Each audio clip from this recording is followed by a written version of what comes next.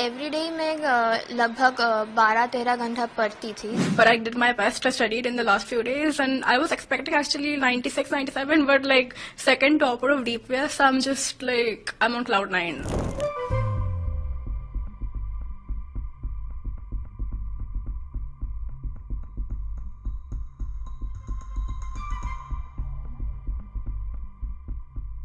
I was actually really incredulous in the morning. I didn't expect it because these 2 years I've actually been focusing mainly on JEE and all these things. With SAT, I was mainly preparing for SAT. I did not get that much time for boards. But I did my best. I studied in the last few days, and I was expecting actually 96, 97, but like second topper of DPS, I'm just like I'm on cloud 9. How much support from father, mother, and families? I would say they are the most supportive family anyone could ever ask for. Like, they have never pressurized me. Even in class 10, I had topped from my school, Modern High. And like even this time, they have never pressurized me ever. And they've always been the most supportive. And they have said that, do whatever you can. We love you no matter what. And that is actually the thing any child would want. When you're too pressurized, you are bound not to do well. And so that's the thing. And they've always supported me in my bad days, my worst days, and my good days.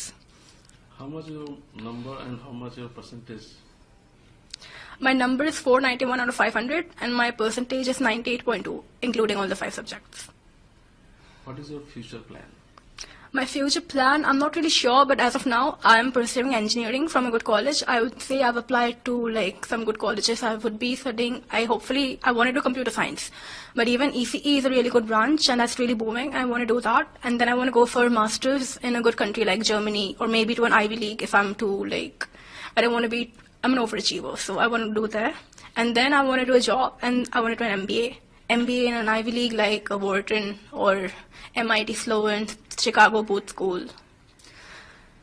ऐसा expectation मेरा नहीं था उतना, तो ये जानकर बहुत ही खुशी हो रही है कि इतना अच्छा मार्क्स आया है. तो आप कितना मार्क्स आया है और कितना कौन सा रैंक पे हो, वो जरा बताओ कौन सा रैंक पे? मेरा तो 500 आउट ऑफ 500 494 आया है, लेकिन रैंक नहीं पता क्योंकि CBSE तो मेरिट लिस्ट रिलीज नहीं करती है ना, तो इसलिए रैंक नहीं पता. लेकिन मैं स्कूल टॉपर हूँ, स्कूल से मैं फर्स्ट हूँ.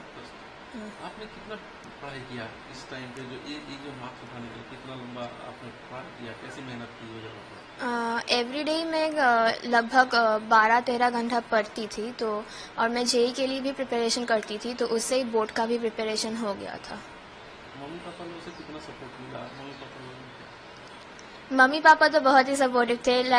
मैं जब थोड़ा सा भी डिप्रेस हो जाती थी तो मम्मी पापा बहुत समझाते थे और बहुत हेल्प करते थे प्रोजेक्ट बनाने में, नोट्स बनाने में. तो मम्मी ने बहुत भी हेल्प किया है सब कुछ में. फ्यूचर में क्या बनना है, क्या करना है? इंजीनियर बनना है फ्यूचर में. सर एक्चुअली मैं शाम को 6 बजे, बोर्ड्स के पहले मैं शाम को 6 बजे सो जाता था, एंड फिर मैं रात के 12 बजे उठ जाता था, एंड फिर कंटिन्यूसली 6 PM तक अगेन पढ़ता था विद ब्रेक्स था. जैसे लंच कर लिया, फिर कुछ ऐसा हो गया. बट यही मेरा टाइम टेबल रहा है कुछ महीनों के लिए. नाइट में पढ़ना कितने फायदेमंद होता है और मॉर्निंग के पढ़ने का अलावा? सर एक्चुअली नाइट में पढ़ना इसलिए ज्यादा फायदेमंद लगता है मुझे क्योंकि इस वक्त हल्ला नहीं होता. अगर आप सुबह जैसे कोई काम वाला आ जाता है, कुछ ना कुछ काम लगी जाते हैं, तो हल्ला होने लग जाता है. इसलिए नाइट में पढ़ना मुझे अच्छा लगता है. क्या सोचा था आपने बोर्ड प्रिपरेशन के पहले कि किस तरह से एग्जाम होगा, किस तरह आप देंगे, क्या दिमाग में क्या था? सर बोर्ड्स के पहले तो मैं काफ़ी नर्वस था क्योंकि एक तो इंग्लिश के लिए मैं काफ़ी नर्वस था क्योंकि टीचर्स ने ऑलरेडी वार्निंग दे दी थी कि English is very hard to crack, and first paper English था, तो उसके हिसाब से मैं काफ़ी नर्वस था. बट अगेन पेपर अच्छा गया था. कौन सा आपने सोचा था कि सबसे मुश्किल रहेगा सब्जेक्ट और उसके लिए प्रिपरेशन क्या रहेगा? सबसे मुश्किल मेरे हिसाब से इकोनॉमिक्स था मेरे लिए, बिकॉज उसमें न्यूमेरिकल्स ऐड हो जाते हैं and I am weak at that. And उसके लिए मैंने प्रेपरेशन कुछ की क्योंकि हमारी छुट्टियां काफ़ी लगी थी, तो हर दिन मैं कुछ ना कुछ न्यूमेरिकल सॉल्व करता था एंड थ्योरी रिवाइज करता ही रहता था इकोनॉमिक्स की. घर से किस तरह सपोर्ट मिला स्टडी के तौर पर बताएं?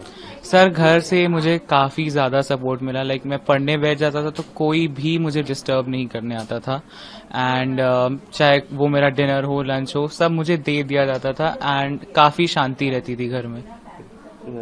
सपोर्ट किसका रहा है आपका? बचपन में क्या बनना चाहते थे आपको? सर बचपन में तो काफ़ी अरमान होते हैं बच्चों के, कभी डॉक्टर, कभी इंजीनियर. तो इनिशियली 9 तक तो मैं डॉक्टर था, बट फिर शिफ्ट हुआ था यूपीएससी में, लेकिन अब फाइनली मैंने डिसाइड कर लिया कि मुझे क्लिनिकल साइकोलॉजिस्ट बनना है। क्या थॉट्स थे आपके, किस तरह सपोर्ट मिला घर से, और ये जो टॉप किए हैं इसका श्रेय किसको देखते हैं? घर का सपोर्ट तो काफी ज्यादा था, जैसे मैंने बताया। टॉप करने की फीलिंग तो ऑफ कोर्स अच्छी रहेगी ही। इसके लिए मैं श्रेय किसी एक इंसान को नहीं दे सकता, क्योंकि सबने अपनी अपनी भूमिका निभाई है, चाहे वो मेरा परिवार हो, चाहे स्कूल हो, चाहे दोस्त हो, सबने बहुत बहुत सपोर्ट किया है मुझे। आगे क्या जाके बनना है आपको? आगे जाके मैं, क्योंकि साइकोलॉजी में मेरा बहुत इंटरेस्ट है, तो मैं क्लिनिकल साइकोलॉजिस्ट बनना चाहूंगा।